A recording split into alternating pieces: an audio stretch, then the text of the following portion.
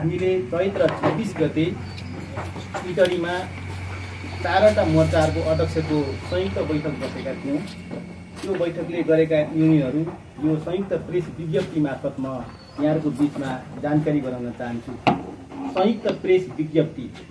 Kirat, Limbuwan, cochlea र धिमाल राष्ट्रमुक्ति मोर्चा नेपालको अध्यक्षहरूको मिति 2081 चैत्र 26 गते इटरीमा बसेको संयुक्त बैठकले महत्त्वपूर्ण निर्णय गरेको छ। उक्त निर्णयहरू जानकारीका लागि यो प्रेस विज्ञप्ति जारी गरिएको छ। नम्बर 1, जनादेश र जनभावना विपरीत प्रदेश सभाबाट राखिएको कोशी नाम खारेज गरी ऐतिहासिक सभ्यता र पहिचानका आधारमा प्रदेशको पुनर्नामाङ्कन किराँत, लिम्बुवान, कोचिला प्रदेश कायम गर्ने। नम्बर 2, हिमाल, मेचे, सन्थाल, उराव, जाँगड, भोटे, लेप्चा लगायत सीमान्तकृत तथा अल्पसंख्यक जातिहरूको संरक्षित स्वायत्त क्षेत्र कायम गर्ने। नम्बर 3, किराँती राष्ट्रमुक्ति मोर्चा नेपाल र लिम्बुवान राष्ट्रमुक्ति मोर्चा नेपालको राष्ट्रिय सम्मेलन संयुक्त रूपमा धरानमा यही मिति 2082 साल वैशाख 26 गते गर्ने। उक्त कार्यक्रममा अध्यक्ष कमरेड प्रचण्डलाई प्रमुख अतिथिको रूपमा निमन्त्रणा गर्ने। नम्बर 4, कोच राष्ट्रमुक्ति मोर्चा, धिमाल राष्ट्रमुक्ति मोर्चा नेपाल लगायत राष्ट्रिय मोर्चाहरूको राष्ट्रिय सम्मेलन यही जेठ महिनाभित्र गर्ने। नम्बर 5, राष्ट्रिय सम्मेलनमा एक अर्काबीच सहयोग आदान प्रदान गर्ने। नम्बर 6, राष्ट्रिय सम्मेलनपछि संयुक्त सङ्घर्ष समिति निर्माण गर्ने। मिति 2082 वैशाख 15 गते। मुक्सामहाङ नेनाङ्बो अध्यक्ष लिम्बुवान राष्ट्रमुक्ति मोर्चा नेपाल, राजन किराँती बासु अध्यक्ष किराँती राष्ट्रमुक्ति मोर्चा नेपाल, ममता ताजपुरिया अध्यक्ष कोचिला राष्ट्रमुक्ति मोर्चा नेपाल र तारीलाल धिमाल प्रदेश अध्यक्ष धिमाल राष्ट्रमुक्ति मोर्चा नेपाल। प्रदेश नम्बर 1 को नामाङ्कनको सन्दर्भमा पार्टीले भयो भनेर पार्टीले स्वीकार गरिसकेको छ। त्यसरी भएको हो। माओवादीले हिजो जनयुद्धको क्रममा पनि यो प्रदेशमा 3टा राज्यहरूको अवधारणा अगाडि सारेको थियो। किराँत प्रदेश, कोचिला प्रदेश, लिम्बुवान प्रदेश भनेर एउटा हामीले व्यवहारिक रूपमा यसलाई प्रयोग पनि गरेका थियौँ। संविधान लेख्ने क्रममा यो 3टा राज्य, 3टा प्रदेशहरू चाहिँ एउटै प्रदेशमा गाभिएको छ। यहाँ 3टा महत्त्वपूर्ण पहिचानलाई हाम्रो पार्टीले विगतमै पहिचान गरेको हो। तर दोस्रो प्रदेश सभाबाट, पहिलो प्रदेश सभाबाट त नामाङ्कन हुन सकेन। त्यहाँ हाम्रै कारणले हामीले जनभावना विपरीत नामाङ्कन गर्न दिएनौँ। तर दोस्रो प्रदेश सभाबाट जसरी कङ्ग्रेस, एमाले र राप्रपाको जो दुईटै बहुमत पुगेको थियो, उनीहरू यही प्रदेश चाहन्थे अहिले जे नाम गरेका छन् त्यो नामाङ्कन राख्ने कोसिसमै थिए। तर त्यसमा चाहिँ हाम्रो तर्फबाट हाम्रा मान्य सांसदज्यूहरूले जसरी कोशी प्रदेशमा चाहिँ मतदान गरे त्यो चाहिँ कमजोरी भयो भनेर पार्टीले इलाज गरेको छ। त्यो कमजोरी भयो, त्यो कमजोरीले स्वीकार गर्दै अब यसलाई सोच्याइनुपर्छ, अब यो नाम खारेज गरिनुपर्छ र पुनर्नामाङ्कन गर्दाखेरि 3टा मूलभूत रूपमा चाहिँ पहिचान खुल्ने गरी किराँत, लिम्बुवान, कोचिला प्रदेश यो प्रदेशको नामाङ्कन हुनुपर्छ भनेर हामी माओवादी सम्बद्ध यो प्रदेशको मुख्य मोर्चाहरूले एउटा साझा एउटा समझदारी सहमति कायम गरेर तपाईँहरूको बिचमा यसरी हामी आएका छौँ। गल्तीलाई त गल्ती भन्नु पर्यो नि। संसदबाट भएको गल्तीलाई संसदबाटै करेक्सन गरिन्छ। त्यहीँबाट करेक्सन गर्ने होमवर्क पनि भइराखेको छ। त्यो संसदबाट करेक्सन हुन्छ। तर अहिले माओवादीको दुईटै बहुमत छैन। नामाङ्कनको लागि दुईटै बहुमत चाहिन्छ र माओवादीको प्रदेश सभामा उपस्थित भनेको 13 जना सांसद मात्र हुन्। त्यो निर्णायक होइनन्। कुरो यति मात्रै हो कि हामीले कोशीमा जसरी मतदान गऱ्यौँ त्यसले हामीलाई नै क्षति भएको छ यो गल्तीले। तर हामीले मत नहाल्दाखेरि पनि काङ्ग्रेस, एमाले, राप्रपाको दुईटै बहुमत चाहिँ पुग्थ्यो। त्यो कुरो जनतालाई थाहा छ। नामाङ्कन चाहिँ यही नै गर्थे। तर हाम्रो त्रुटि केही भइदियो भने अब दुईटै बहुमत उनीहरूको पुग्यो नै हाल्यो, नामाङ्कन गर्ने नै भए त ठिकै छ नि त भनेर मतदान गर्ने काम चाहिँ त्यो मिस्टेक भयो। त्यहाँ फरक मत राखिनु पर्थ्यो, नोटिफिकेसन लेखिनु पर्थ्यो, विपक्षमा मतदान गरिनु पर्थ्यो। त्यहाँ त्रुटि भयो भनेर हामीले आफ्नो गल्तीलाई स्वीकार गरेर आयौँ। नामाङ्कनको विषय फरक हो। यो नामाङ्कन भनेको प्रदेश सभाको सङ्ख्याले नाम चुन्याउने हो। यो नामाङ्कन अहिले नै हुँदैन। हामी फरक मत राख्न सक्छौँ। यो नाम खारेज हुनुपर्छ, जनताले आवाज उठायो भनेर संसदमा बोल्न सक्छौँ, मत जवाब गर्न पनि सक्छौँ, दिएको समर्थन फिर्ता लिन पनि सक्छौँ। तर नामाङ्कनको लागि दुईटै बहुमत चाहिन्छ। यो चाहिँ आम जनतालाई नै हाम्रो अपिल छ। 84 को निर्वाचनमा पहिचान खुल्ने नामाङ्कन गर्नको निम्ति पहिचानको एजेन्डा बोक्ने उम्मेदवारहरूलाई पार्टीहरूलाई मतदान गर्न हामी अपिल गर्छौँ, आग्रह गर्छौँ। यो चाहिँ एउटा लोकतान्त्रिक प्रणालीबाट नामाङ्कन हुन्छ कि निकै ठुलो आन्दोलनको आँधी हुरीबाट हुन्छ कि जनताको जनमतबाट हुन्छ। पहिलोबाट तेस्रो पार्टी बनेको एजेन्डाले होइन नि, एजेन्डा त सही छ। अहिले पनि माओवादीले उठाएको एजेन्डाहरू अहिले पनि सत्य नै साबित भएका छन्। संहिताको एजेन्डा, पहिचानको एजेन्डा, पुनः समानुपातिको एजेन्डा, प्रत्यक्ष निर्वाचित राष्ट्रिय पतीय प्रणालीको एजेन्डा, सुशासनको एजेन्डा अहिले पनि सही नै साबित भएको छ। हामीले गल्ती भयो, कमजोरी भयो प्रदेशको नामाङ्कन गर्ने क्रममा भन्ने कुरो हामी सरकारमा हुँदाखेरि नै भनेको हो। जति बेला हाम्रो पार्टी अध्यक्ष प्रमोद प्रचण्डको नेतृत्वमा सङ्घीय सरकार थियो त्यति बेलै कमजोरी भयो भनेर यसलाई महसुस गरेको हो। सरकारभन्दा बाहिर रहँदाखेरि मात्रै गरेको होइन। र हामीले त मोर्चाहरूको तर्फबाट त हामीले प्रदेशको नामाङ्कन भएकै दिन विज्ञप्ति फालेर हामीले आलोचना गरेको, बेठिक भयो भनेर हामीले घोषणा गरेको हो, बेठिक छ भनेर।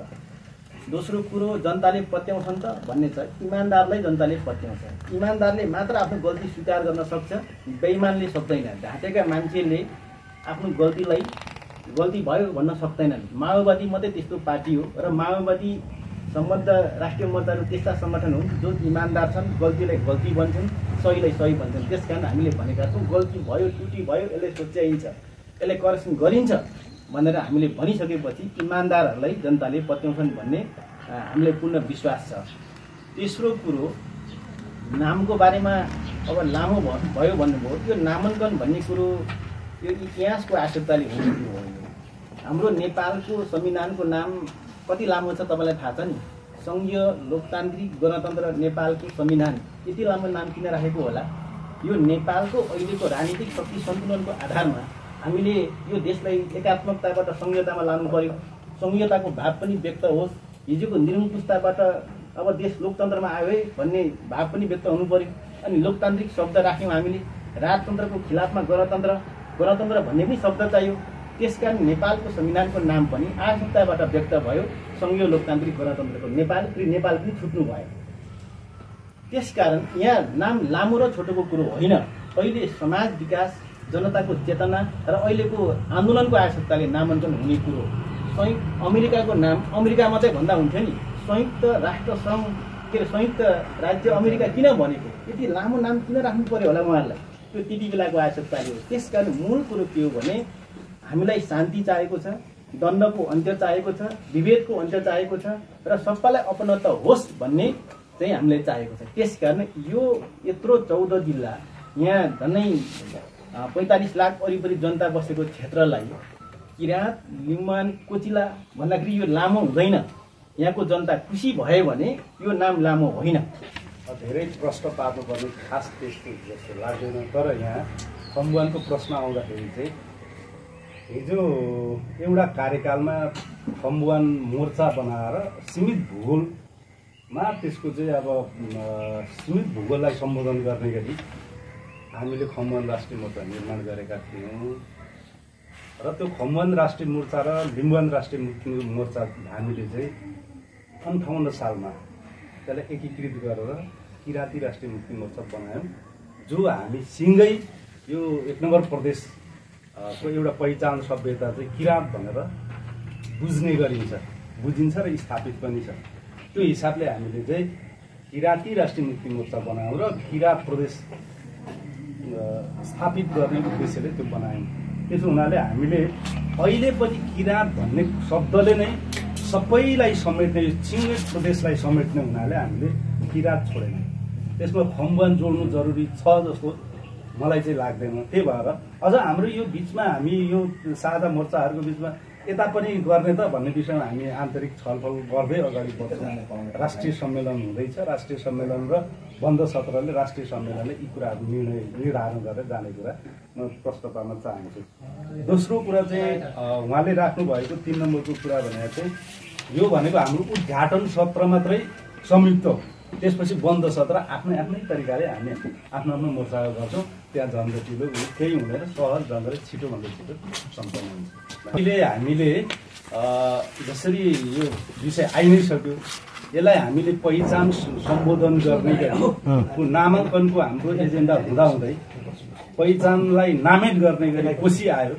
यो कोशी आइसकेपछि अहिले यहाँ पहिचान सम्बोधन होस्, पुनः नामाङ्कन हुनुपर्छ भनेर आन्दोलन पनि भइराखेको छ। हामी यो वा त्यो ढङ्गले प्रत्यक्ष वा अप्रत्यक्ष रूपले आन्दोलनमा पनि छौँ र त्यसलाई चाहिँ हामीले पुनः नामाङ्कन पहिचानलाई सम्बोधन गर्ने गरी पहिचान सम्बोधन हुने गरी पुनः नामाङ्कन गर्नको लागि यो सङ्घर्ष समिति बनाउने हाम्रो यो मोर्चाहरू र यो मोर्चाको सङ्घर्ष समिति बन्छ। त्यसपछि यो आन्दोलनमा सहभागी र यो पुनः नामाङ्कनको एजेन्डामा सहभागी हुने सबैलाई हामीले चाहिँ गोलबन्द गराएर यो सङ्घर्ष समिति बनाएर पुनः नामाङ्कनको एजेन्डालाई सशक्त बनाएर अगाडि लैजाने उद्देश्यका साथ यो सङ्घर्ष समिति बन्ने।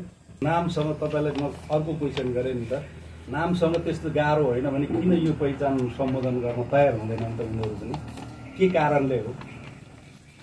जस्तै हामीले यत्रो उठायौँ नि पहिचान, यहाँको उत्पीडित के अरे आदिवासी जनजातिहरूको उत्पीडित जातिहरूको चाहिँ आत्मसम्मानसँग जोडिन्छ, स्वाभिमानसँग जोडिन्छ, सभ्यतासँग चाहिँ जोडिन्छ। यो कुराहरूलाई चाहिँ सम्बोधन गरौँ भन्दा किन मान्दैन त? नामकै हो भने तपाईँलाई प्रति प्रश्न गरेँ मैले त। संसदको कुरा अलिकति अघि जोडेर भन्नुभयो, यो प्रदेश सभा सदस्य माओवादी पार्टीको तर्फबाट म पनि प्रदेश सभा सदस्य छु, उदयपुरबाट प्रतिनिधित्व गर्छु। हामी 13 जना छौँ। अहिले किन चाहिँ पार्टीले यो उ गर्यो के अरे कमजोरी भयो भन्दाखेरि संसदीय दलले निर्णय गरेर कोशीमा समर्थन गरे, पार्टीले यो गल्ती भयो भनेर चाहिँ गल्ती गर्यौ तिमीहरूले भनेर गल्ती सच्यायो।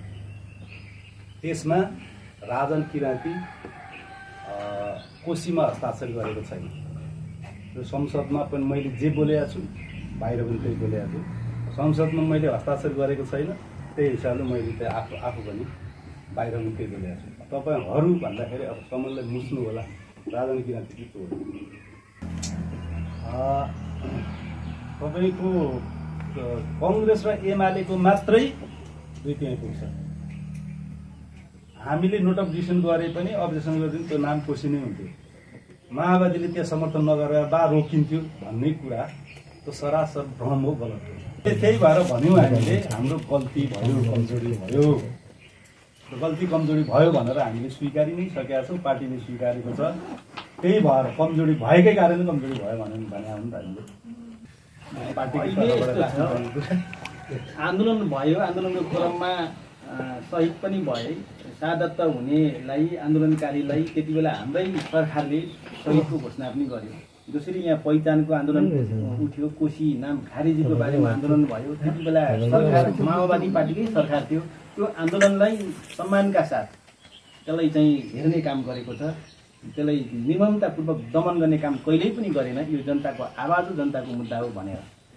अहिले तपाईँले यो प्रदेशको माओवादी पार्टीको कुनै पनि कार्यक्रममा कोशी लेखेको ब्यानर तपाईँ कहीँ देख्नुहुन्न। यो पनि एउटा प्रतीकात्मक विद्रोह नै हो, अस्वीकार्य नै हो। पार्टीको कुनै पनि कार्यक्रममा, प्रदेश बैठकमा होस्, चाहे त्यो जिल्लाहरूको बैठक होस्, चाहे पालिकाहरूको बैठक होस्, कुनै पनि बैठकमा कोशी बैठकमा बसेको बैठकको ब्यानरहरूमा तपाईँले कोशी कहीँ देख्नुहुन्छ। त्यस कारण यसलाई हामीले व्यवहारिक रूपबाट पनि त्यसलाई करेक्सन गरेका छौँ। खालि हामी गल्ती सोच्यायौँ मात्रै भनेका छैनौँ, त्यसलाई सोच्याउने क्रममा पनि अगाडि बढेका छौँ। पहिले माओवादी सम्बन्ध नै यी 4टा मोर्चाहरू हामी बसेर एउटा साझा धारणा पनि बनाएका छौँ। यसमा हामीले पनि एउटा विकल्प हिजो दिन सकेनौँ।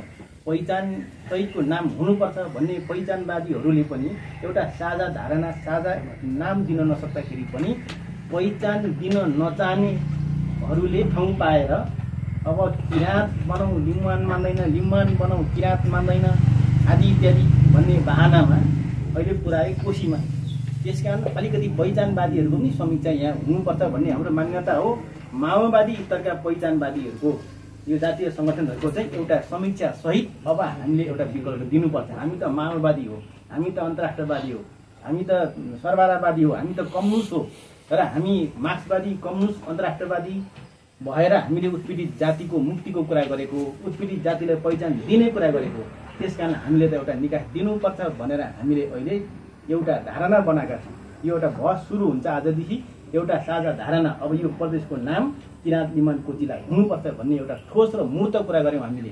अहिलेसम्म अमूर्त कुरा भयो, कोसी नाम खारेजी, कोसी खारेज गरेर पुनर्नामाकरण गर्ने, नाम के राख्ने भन्नेमा मूर्त कुरै छैन।